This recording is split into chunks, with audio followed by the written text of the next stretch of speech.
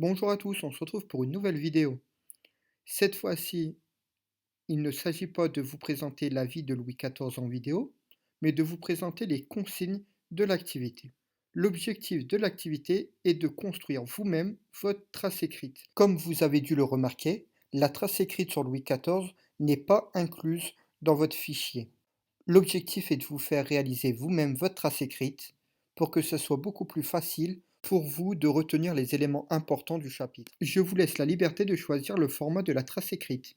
Ça peut être un texte, une carte mentale, un tableau, une brochure, une affiche, un diaporama, un enregistrement audio, un enregistrement vidéo.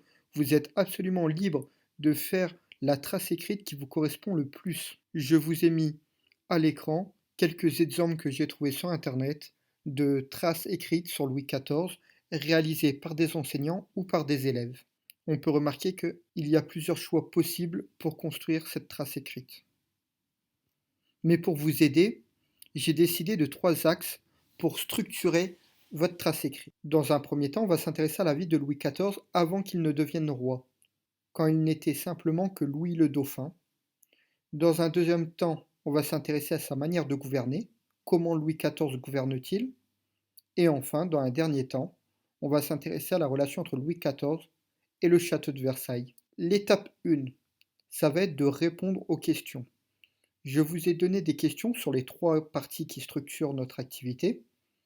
Et la première étape, c'est de répondre à toutes ces questions.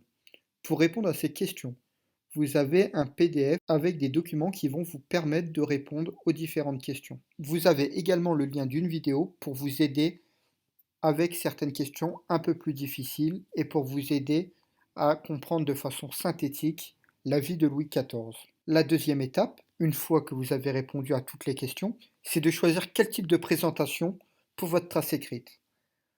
Il s'agit de faire un plan en choisissant les informations importantes qu'il faut retenir et sous quel format les présenter. Enfin, la troisième et dernière étape, c'est réaliser la trace écrite et me l'envoyer par mail. Je vous rappelle que je suis là pour vous aider en cas de besoin. L'objectif est quand même de vous voir construire vous-même en autonomie la trace écrite.